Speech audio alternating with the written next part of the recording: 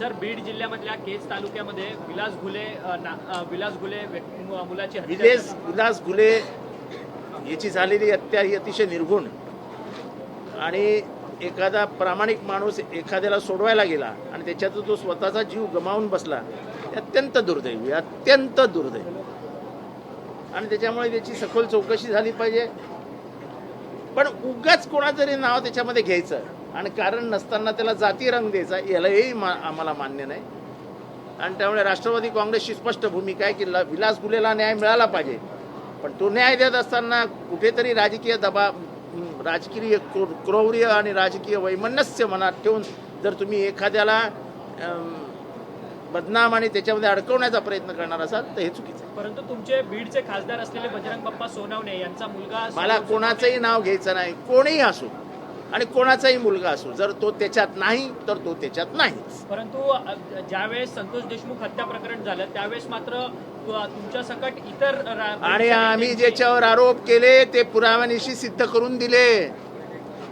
आणि म्हणून आज नाही, उद्या नाही, परवा नाही, जोपर्यंत वाल्मिक कराडला सजा होत नाही तोपर्यंत वाल्मिक कराड जेलमधनच बाहेर येऊ शकत. परंतु आता मात्र धनंजय मुंडे या सगळ्या विलास घुले हत्या प्रकरणात सभागृहामध्ये आवाज उठवताना पाहायला मिळतो. विलास घुलेला न्याय द्यावा लागेल हा धनंजय मुंडेंचा आवाज आहे. आणि त्याबाबत धनंजय मुंडेंची आणि माझी बोलणी म्हणजे ते माझ्याशी बोलले पण.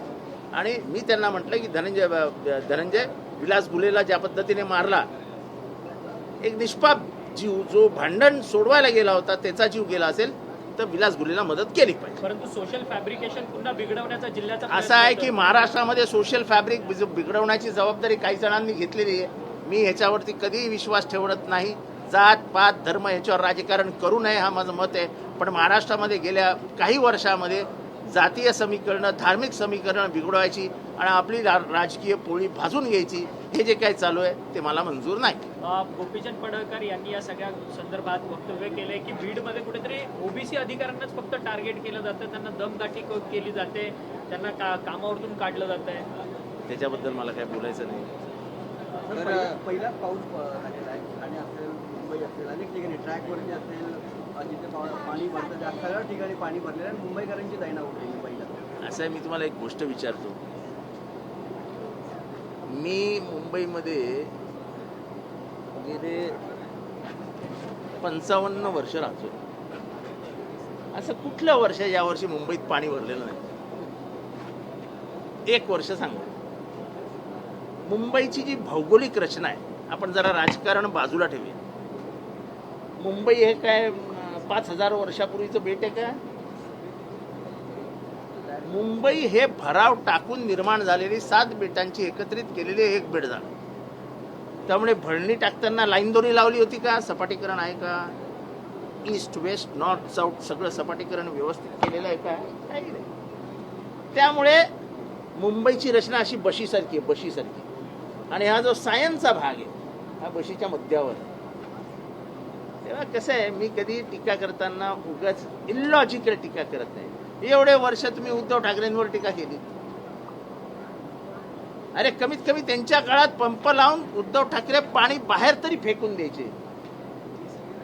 तुम्हाला सगळं माहीत असताना, सत्ता तुमच्या हातात 7 वर्ष असताना तुम्ही काय वाटोळं केलं मुंबईचं? टीका करणं सोपं असतं, असंच बोट दाखवायचं असतं टीका करताना. हे काय, हे 3 बोटं तुमच्याकडे असतात, त्याची उत्तरं कधी ना कधी द्यावी लागतात. परंतु सत्ताधारी म्हणतात की 25 वर्ष मुंबई महापालिका ते जाऊ द्या, तुमच्याकडे होत आलं ना. 7 वर्ष तुमच्याकडे आहेत. काय केलं? काय पहिल्या पावसात वाट लागली, अजून काय MM सुद्धा पाऊस पडलेला नाही. तेव्हा तर तुम्ही मिठी नदी साफ झाली नाही, मिठी नदी भ्रष्टाचार प्रकरण, मिठी नदीमध्ये पैसे खाल्ले, असे मोठे मोठे चर्चा करायचे. आता काय? आता कशात पैसे खाल्ले तुम्ही? महिला अत्याचार प्रकरणात स्वतः मुख्यमंत्र्यांनी महिला अत्याचार प्रकरणात महाराष्ट्र जो आहे तो 2ऱ्या क्रमांकावर आहे. मुख्यमंत्र्यांनी असं आहे की शाहू फुले आंबेडकरांच्या महाराष्ट्राला तिलांजली दिली, त्याचं श्राद्ध घातलं, विचारांचं श्राद्ध घातलं. आता हेच होणार, महिलांवरचे अन्याय अत्याचार वाढणार. काल आपल्याला माहिती आहे की आमचे थोर हेडमास्टर लीगल बादशाह राहुल नार्वेकर हेमली आपल्या मुखातनं मराठीला श्रद्धांजली वाहिली. कोणाची बोलण्याची हिंमत आहे का सभागृहामध्ये? बोलू दिलं जातं का? नाही, कारण का विरोधी पक्षांना बोलूच द्यायचं नाही. लोकशाहीच आम्हाला जिवंत ठेवायची नाही. मग राहुल नार्वेकरांसारखे आपल्याला अध्यापक प्राध्यापक टीचर दिसतात. दीनदयाळ मंगेशकर म्हणणारे, मला दया आली होती त्यांच्यावर. जाऊ दे, त्यांना माफ करा. त्यांनी कामगिरी व्यक्त केली, माफी मागितली.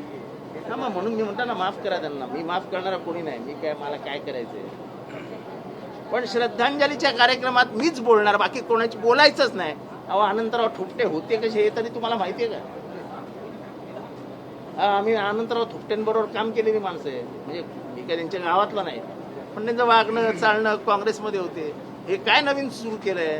अहो, श्रद्धांजली म्हणजे त्यांच्या घरच्यांना वाटलं पाहिजे की माझ्या बापानी किंवा माझ्या नवऱ्यानी किंवा माझ्या भावानी महाराष्ट्रामध्ये 65 वर्ष राजकारण केलं. त्याला शाब्दिक अलंकारात श्रद्धांजली वाहिली गेली. हे काय मुद्दा म्हणून नाही. मी वाचणार, मी श्रद्धांजली वाहणार, बाकीच्यांनी काही बोलायचं नाही. मग असं येतं अंगाशी. आलं ना अंगाशी? तुम्हाला झालं लिहिलेलं भाषण वाचता नाही आलं? हो, लिहिलेलं भाषण. आमचा बाप भलेही गेला नव्हता इंग्रजी शाळेत, मराठी शाळेत. आमची आई भलेही शाळेतच गेली नव्हती, पण त्या भाषेवरचा जो प्रभाव आहे, प्रभुत्व आहे, पकड आहे, ती कधी कमी नाही झाली. तुमचा जो माज आहे ना, माज, सत्तेचा जो माज आहे ना, तो वरचा उतरत असतो. असा आवडता राष्ट्रीय प्रश्न होता. खरं ऑपरेशन टायगर नंतर ऑपरेशन तुतारी चर्चा आहे. आपलेही खासदार आमची तुतारी वाजते, अजून तरी वाजते, त्यामुळे जी काय चिंता करू नका. 6 लोकसभा मतदारसंघामध्ये महाविकास आघाडी जाऊन त्या ठिकाणी जसं शरद बघा, मी तुम्हाला एक गोष्ट सांगतो. जेवढ्या पहिल्यांदा खासदार फुटले होते, तेव्हा जेव्हा लोकांचा राग व्यक्त होत होता, त्याच्यापेक्षा काही जास्त प्रमाणात या 6 खासदारांचा राग व्यक्त होतो. एकदम महागाई, अनंत अडचणींना जनतेला सामोरे जावं लागतंय. पेट्रोल डिझेलचे वाढलेले भाव, दैनंदिन जीवनामध्ये पसरलेली अस्वस्थता, आणि त्याच्यात हा सत्तेचा माज लोकांना नाही सहन होत. महाविकास आघाडीची पुढची दिशा काय असेल? नाही, मी ठरवणार कोण ते शरद पवार, उद्धव ठाकरे आणि राहुल गांधी आणि हर्षवर्धन सपकाळ वगैरे मिळून ठरवतील. मी कोण नाही, साधा कार्यकर्ता आपली भूमिका पार पाडत असतो.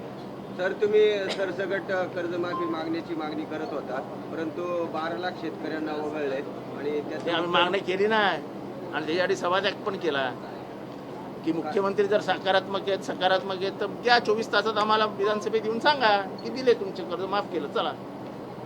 पण तसं नाही करत ना ते. ते करत नाही म्हणून तर आम्ही काय ते सभात्याग करून बाहेर आलो ना. तुमची यावर काय अपेक्षा आहे किंवा पुढची स्टेप ते भाषण केलं ना आतमध्ये, मग अजून काय विचारतात?